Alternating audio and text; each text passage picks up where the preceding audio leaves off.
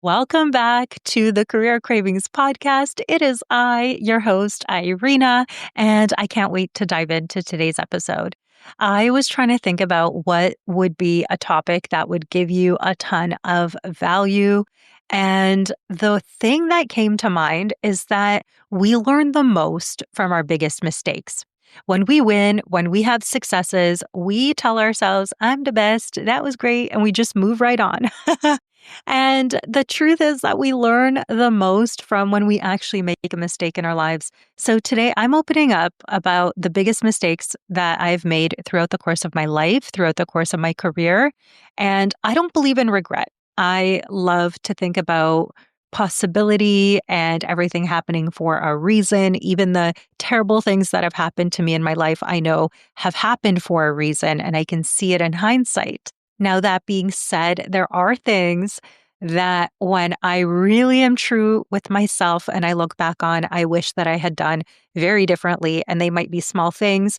And I'm going to share them with you in hopes that it changes your course or you avoid even just one of these things and you don't make the same mistake that I did, especially if you're on a different path and you have had different lessons that have come to you.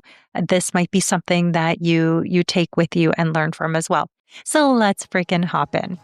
Hey, it's Irina Pozan, and welcome back to the Career Cravings podcast. This podcast has a simple mission. It's to help ambitious professionals like you build the career and life that you've been craving. Over the past 15 years, I've worked as an HR leader, designed hiring systems, led recruitment teams, and I've sat on the other side of the hiring table.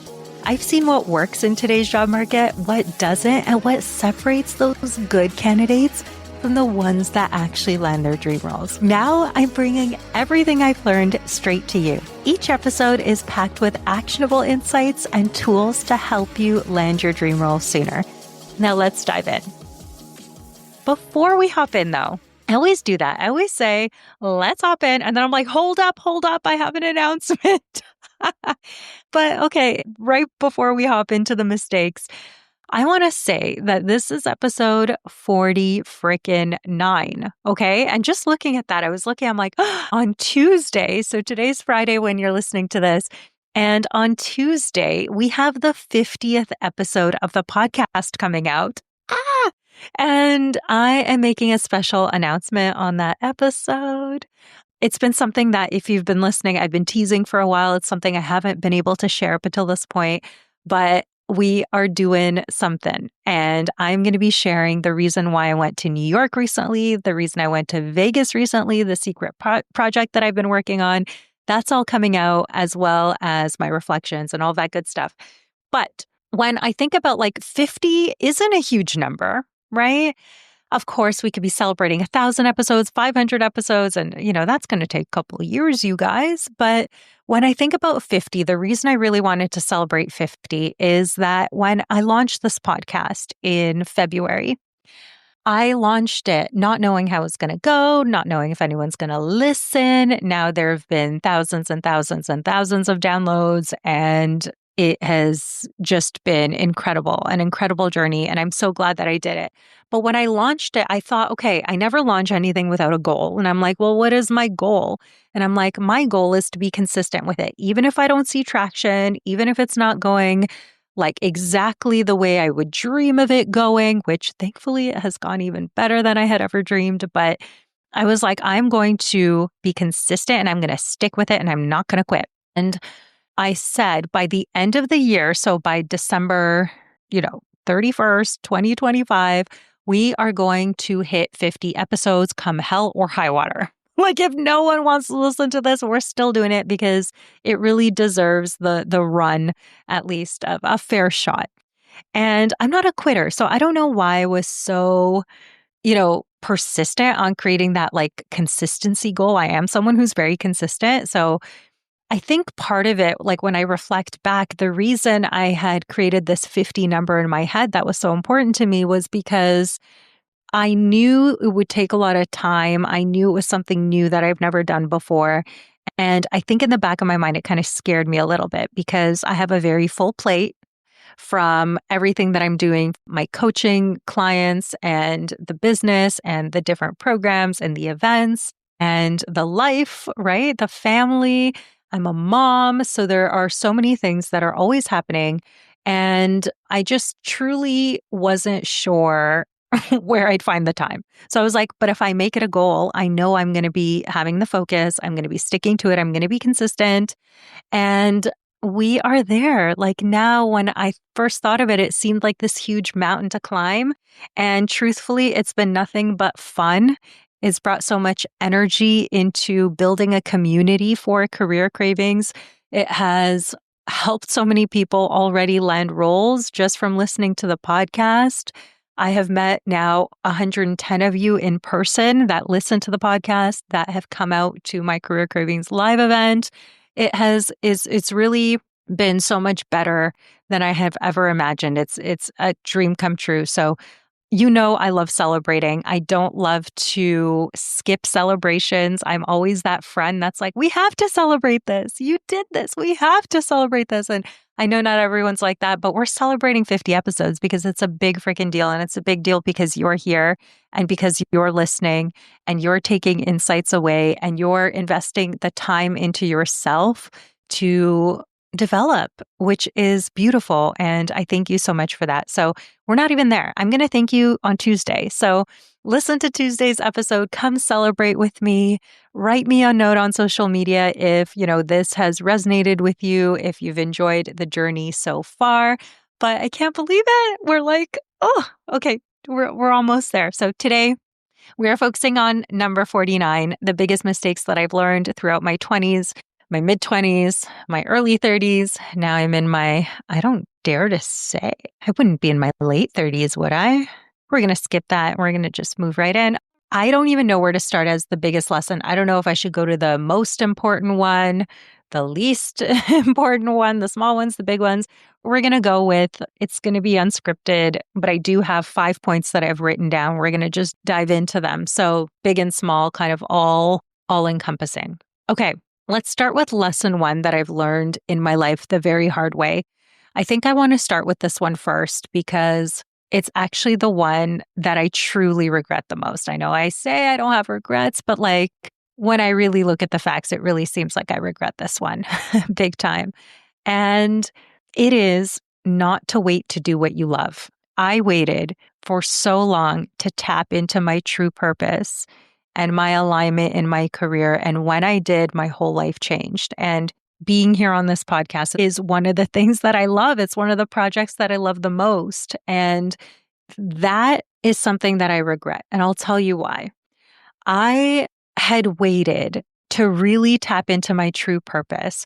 I had a whisper. You guys probably know if you listened to last month's episode from my keynote, but I had this inner knowing, and my intuition was telling me that I am designed and I am here on this planet to do something different than what I was doing. And I kept trying to fight it and ignoring it and just trying to move on and trying to find the next thing that would make me feel that sense of purpose, and always trying to look for it kind of in all of the wrong places, essentially. I want to break this down. So I feel like I knew that I wanted to do what I'm doing today and to start this business and to have this coaching program and change lives in many different forms and ways. And I had literally told myself that I wouldn't do that for many years.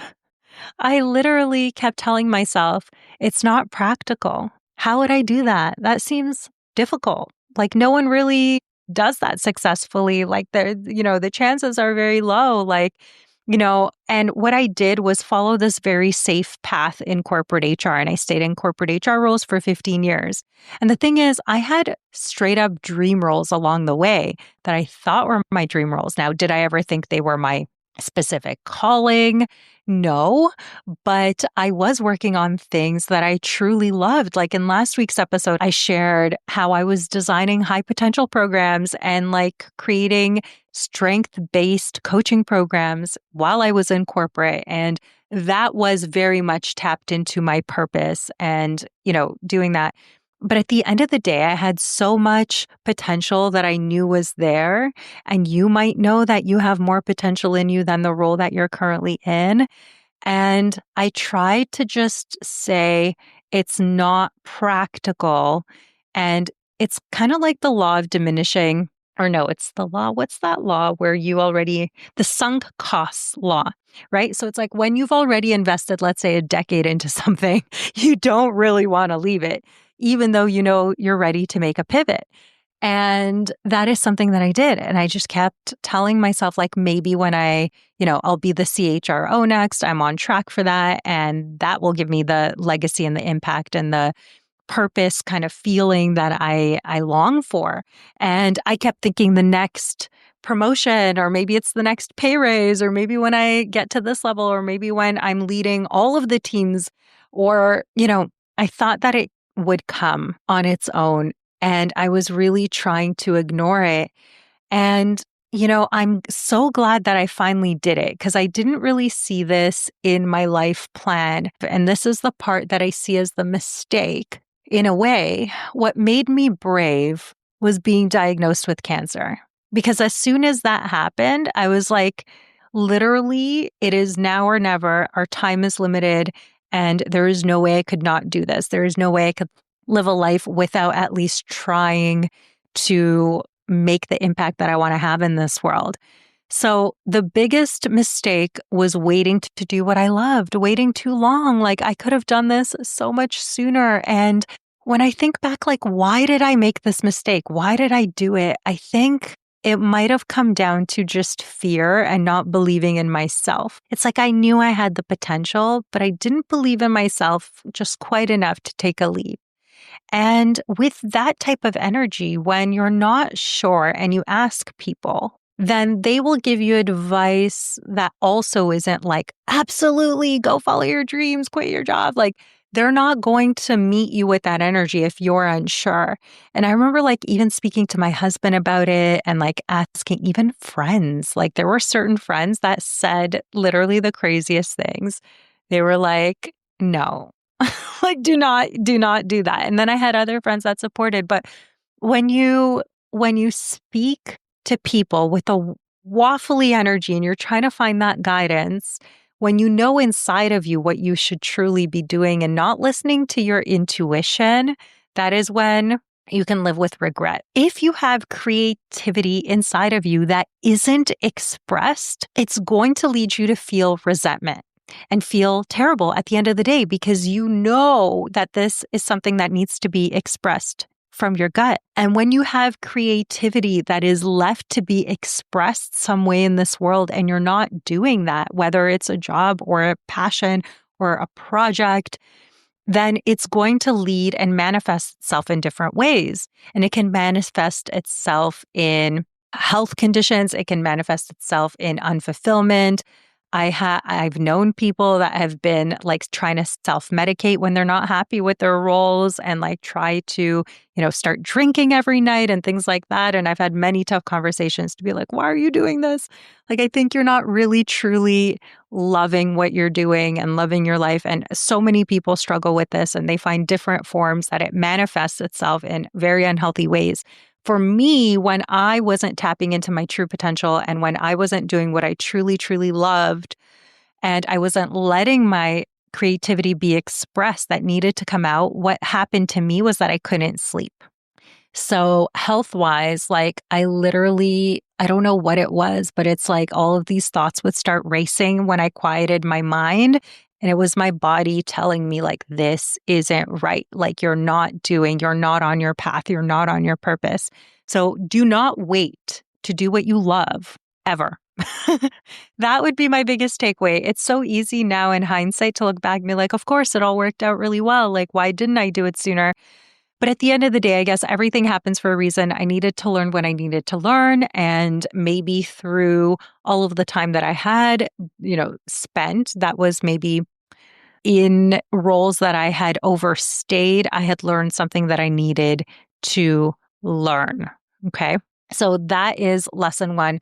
Do not wait to do what you love. I want you to think about this. If you knew you could not fail, there was no way you could fail. You were going to succeed no matter what by following what you know you dream of doing. What would it be? What role would you have?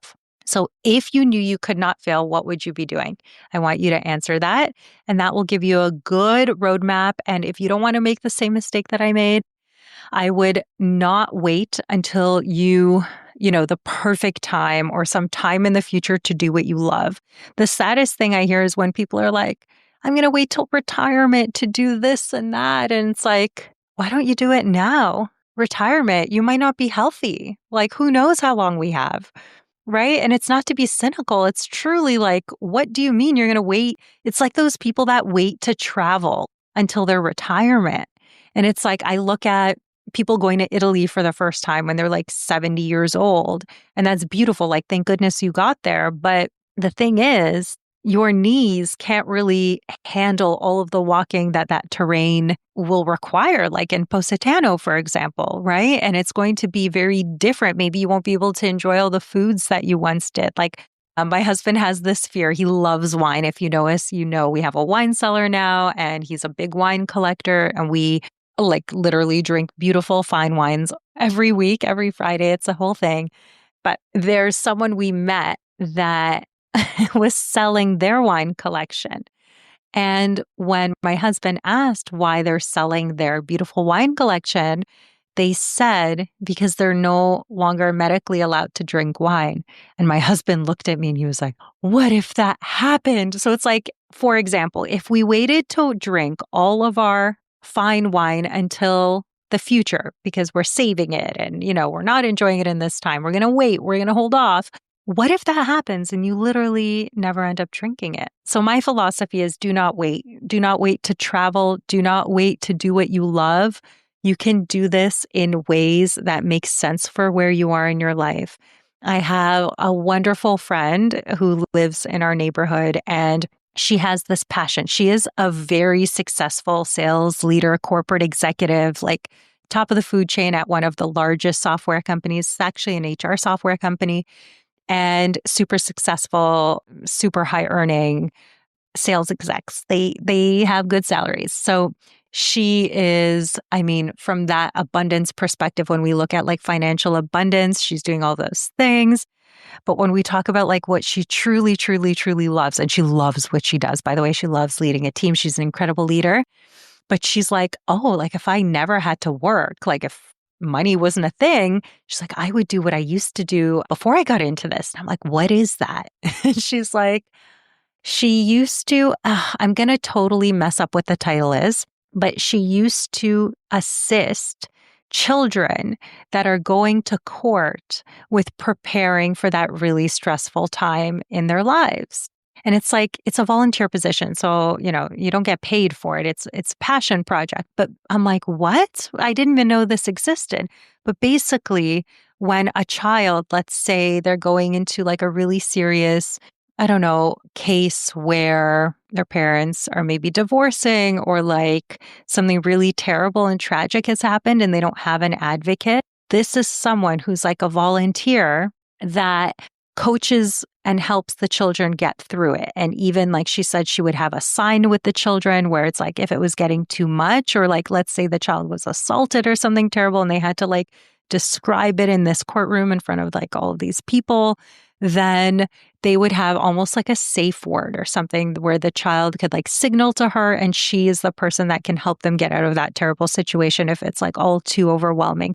So essentially being a child's advocate in these times. And I'm like, whoa. And she's like, yeah, I don't have time to do that now, of course. But she's like, when I do have more time, I'm getting back into it. And she did that for a number of years. And that's like her passion. She wants to get back to it. But it's like, how can we do that in micro doses, not to wait to do what we truly love until a time that we aren't even sure will come? So if you knew you could not fail, what is the one thing that you would do? Because truly what I've learned is that anything is possible. We truly have the ability to design our careers and our lives in a way that is fulfilling and beautiful and really tapped into our calling. So, how important is it to you to do what you love? I think it's interesting that past generations, one of the biggest generational differences is that past generations were like, I'm going to work to get a paycheck. And that is like the ends to a means, or whatever that saying is. And they're like, I'm going to go to work. I'm going to get my paycheck. I'm going to clock out at 5. I'm going to go home. And then I'm going to do what I really, truly love. And during the pandemic, we all had this, almost like a group awakening where culturally so many people had more time to think and spent so much time in isolation and had time to actually reflect and just really started thinking they need more and more purpose and more that lights them up. And, that role, it's just not enough to go into any role just for that paycheck. It's just too many hours at the end of the day that you're spending that is literally, not in alignment with who you were designed to be often. Okay. So I want you to think about that. I want you to think about, in the next episodes, I'll also be sharing tools that you can really use probably more in the new year, tools that you can use to really tap into what it is that you want more of, what type of role would light you up. So it doesn't often mean even pivoting outside of what you're doing. It might be moving to a different company doing the same role where you have more autonomy or moving into a manager role. Like it doesn't mean abandoning your career by any means. But it really does mean assessing what it is that you would do if you knew you could not fail and infusing that into what you're doing now. And it could be baby steps. So biggest lesson there, biggest mistake of mine, don't wait to do what you love. I did this. I regret not doing it sooner because now I get to spend my days speaking to you about anything that I'm passionate about. And then I know that it's changing lives. I get messages almost every single day, and I could see the transformations in front of my eyes. And that is so beautiful and so aligned exactly with everything that I am called here to do. Okay, the next lesson is really related, and it is listening to my intuition. One of the biggest mistakes that I have made in the past was not listening to my own intuition. I believe that inside of us, we all know what we should be doing. And even with the little micro decisions that we're making. And I remember speaking to a friend, my friend Jacqueline, a really long time ago. And I don't even know why I said this, but it's just so not who I am now. But I said, like, I really feel like frozen, like I can't make a decision. I find it really difficult to make this decision. I'm just struggling. I can't make decisions. And we were talking about that. And then afterwards, I'm like, that's never been who I am. Like, what is it really that's keeping me? I'm typically someone who, if anything, could be impulsive with making decisions. And I really thought about why that was. And I wasn't letting my intuition guide me in the past. I was always leaning on my rational, kind of like the safe path and not really listening to myself. And there have been times in my life where I knew what the right answer was for me better than anyone else. And I kept going to other people for the answers. And I'll give you one example. It's when I was really young. I was actually in high school. And I remember going to my dad. It was at Starbucks at Yonge and DeSera in Thornhill, where I grew up. And there's like a Starbucks patio there, and we're sitting outside. I could see it like it was yesterday. It was so many freaking years ago. I was in high school. And I had to make a decision about which program I would accept in university. And I remember sitting there and asking him for his advice. And I'm like, what I really want to do is something very creative. And I want to, yes, I said, I want to be an interior designer. And my dad right away just looked at me. He's like, no, no, no, you'd have to have your own business. And that's really hard. And most businesses fail. And then you're not going to be like sitting in a nice air conditioned office. You're going to be doing this. And no, no, no, that's definitely not it. And like, I think back to that and like, no, I don't wish I became an interior designer, but it's interesting. My intuition had told me that I wanted to do something creative and I wanted to be a business owner. So without anyone else's input, I knew that. And guess what? I'm doing that today, and that's aligned with my purpose.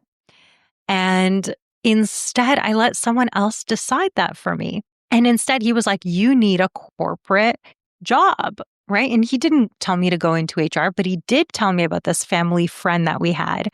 And Russian people, so my dad's Russian, I'm Russian, And Russian people do this thing. I don't know if your culture does this or if it's unique, but Russian people do this thing where they teach you lessons based on other people's kids. So it's like they'll give an example of their friend's kid that's either really bad or really good to like help guide you.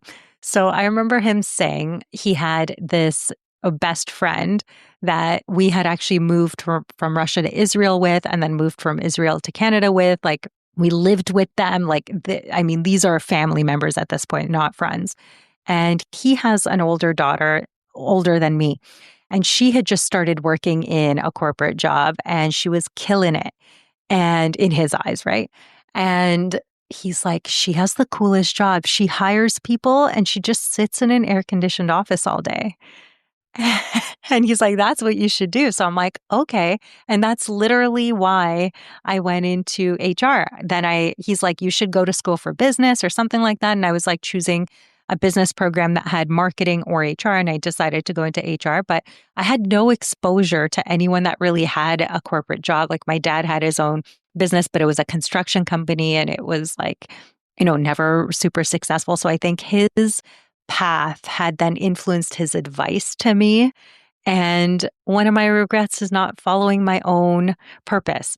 And recently I had met my brother-in-law's girlfriend, and they're much younger, right? So it's my husband's little brother and his girlfriend. And I met her and I'm like, what do you do? And she's like, I own an interior design company. I'm a designer. And I'm like, I almost fell out of my chair. I just kept complimenting her on her bravery and how she decided to do that. And I mean, she has to work all of these odd jobs to even stay kind of doing her passion and doing what she loves.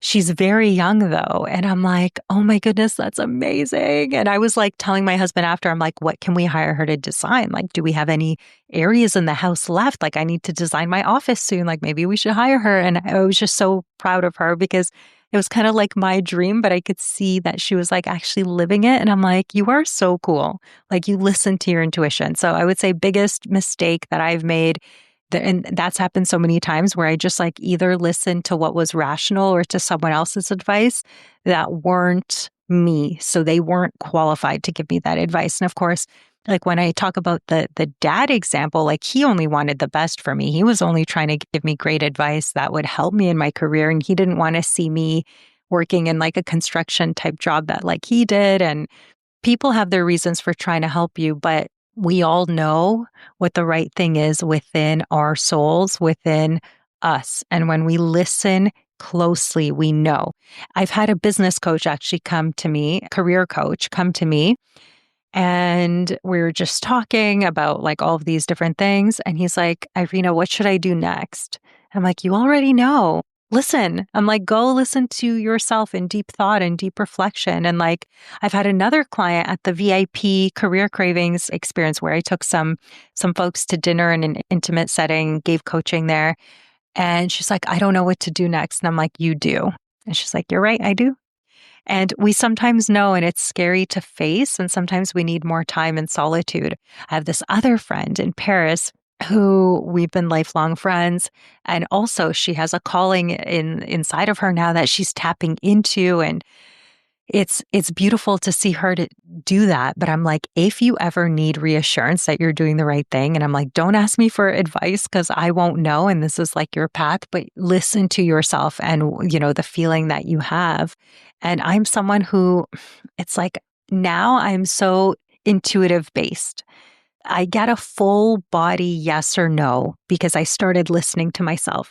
And now I follow my intuition more than the rational side of things because I've seen my irrational dreams come true so many times over and over again. And I really regret not listening to my intuition sooner because it would have just fast tracked everything in my own life. So if I could save you some heartache, I would say listen to your intuition. You know everything inside of you. For you. You are your best advocate. You know what you should be doing next. And of course, is it helpful to have mentorship and coaching and people that can give you advice like your parents that care and love for you and your friends? But at the end of the day, you know better than anyone. And sometimes we feel like we need to conform and we need to be like, I felt like I needed to be a good girl. Like, I also wanted to be like that example of my dad's friend who had this daughter that was like working in this air conditioned office, which like he failed to mention she was just sitting in a cubicle, probably like waiting to do, waiting to be promoted. So she doesn't have to be in that entry level position anymore. But it's so interesting. So listen to your intuition. The first lesson was do not wait to do what you love. Listen to your intuition. Biggest mistakes that I've made. Okay, next one. You are more ready than you know. I know you are. And if you've ever felt like you weren't ready for that next step in your career, I've been there. There have been so many times, and I remember thinking I wasn't qualified enough, I wasn't prepared enough, I wasn't ready for that. And that held me back for way too long. And we often hold ourselves back from incredible opportunity by not recognizing our own strengths and our own potential. I'll give you, oh gosh, I have so many examples for this. We don't have all day. I will not do that to you, but I'm going to go with one. And when I just found out that I was pregnant, I remember a couple of things happened, actually. It was interesting. I don't know where I'm going with this part of the story. I don't think I've ever told it, actually. But I actually got called one day by, I don't even know what his title would be now. It's like maybe the EVP of HR, like the top dog of all top dogs. My husband calls them the big wigs. And I'm like, you're a big wig. It's the stupidest saying. But basically, he was the big wig in HR at my dream company where I worked. Huge company, 55,000 people, most recognized brand in Canada. And I remember I get a call. It was like 8 a.m. or something. And he called me at my work phone, like at my work desk when, people had those. And I missed the call. And when I got to work, I looked at my boss and I'm like, the big wig called me like at 8 a.m. and I wasn't here. Like I probably arrived by 9 or something, like maybe 8:30.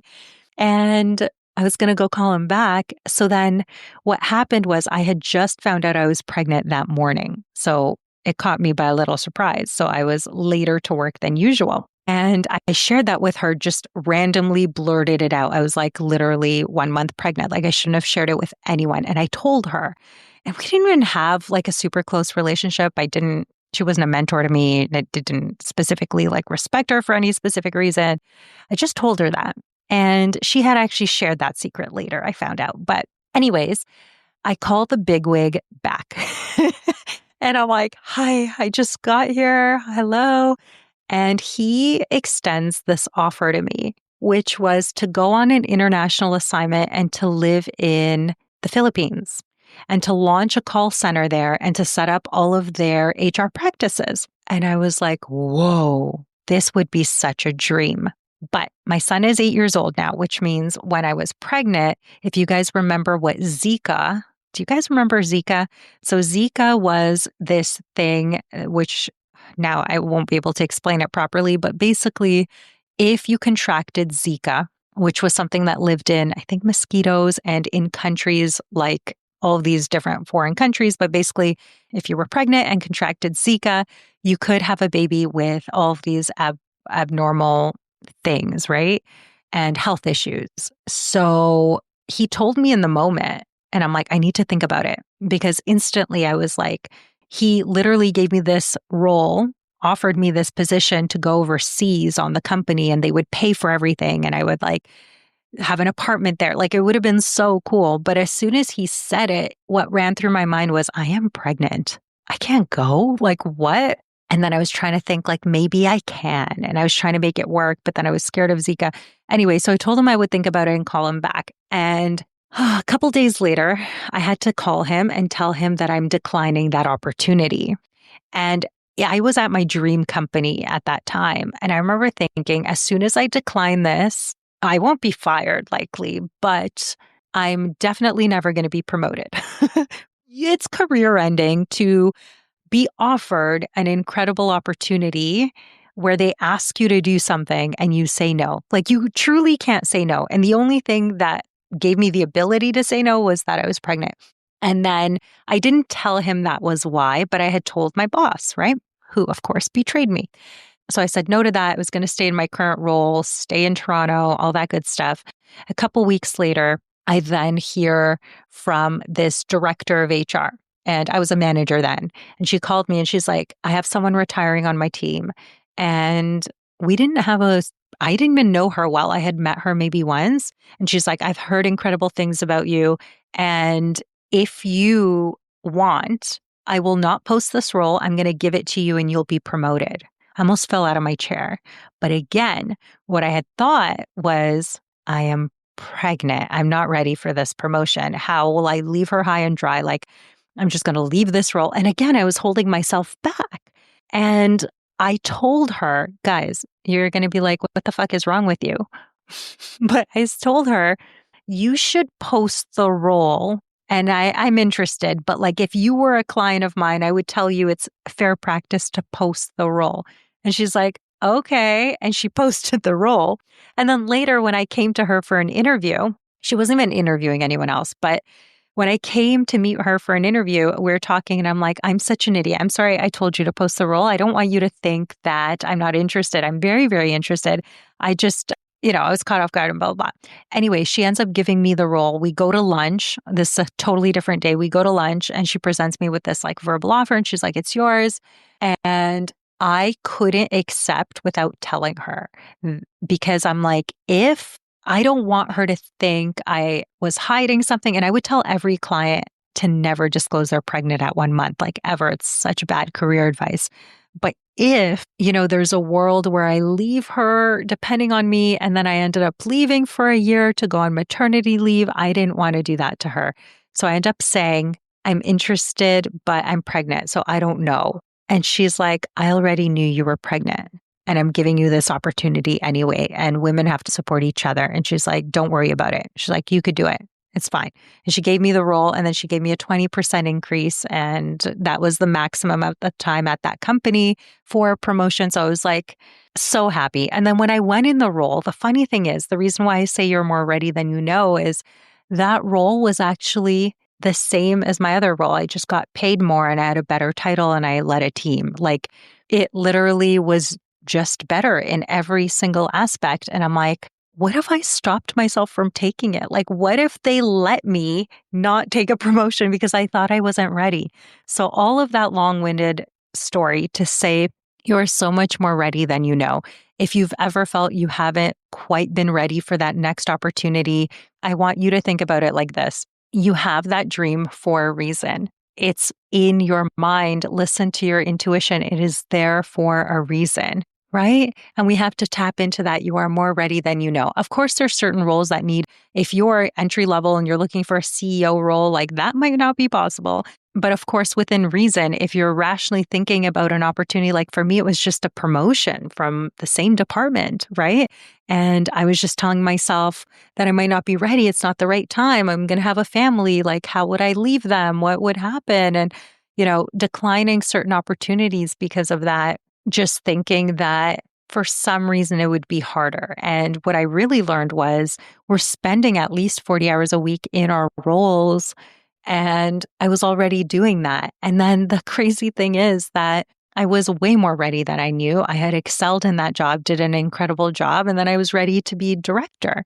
So all to say, you are more ready than you probably are giving yourself credit for. Most of us will think we're underqualified when we are more ready than we know. So those are the top 3 things that I'd love to leave with you today. It's going to cover a couple more, but I think this is the perfect place to end off. I would just conclude by saying that there is a beauty to life. And that beauty is that anything is possible. Truly, I know this, that anything is possible for you when you believe in yourself and you take the steps that are associated with what you really, really want. And I want you to remember, as you continue your career journey, do not wait to do what you love. Listen to your intuition because inside you know what is most aligned with your next steps, and you are likely more ready than you know. Thank you so much for listening. I can't wait to see what you achieve next.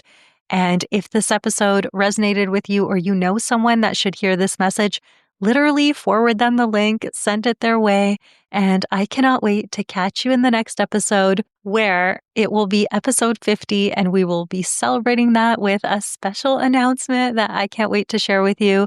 I love you. Thank you for being here, and I'll chat with you next week. Hey, before you go, if you've enjoyed listening to today's show, I would love your support. Please take a moment to leave a review anywhere where you listen to podcasts. And here's the exciting part. I'm running a special contest and giving away a one-on-one session with yours truly. All you have to do is leave a review, take a screenshot, and send it to me in my DMs. All of my contact info is in the show notes. I appreciate you so much, and I cannot wait to build the career and life that you've been craving together. See you next week.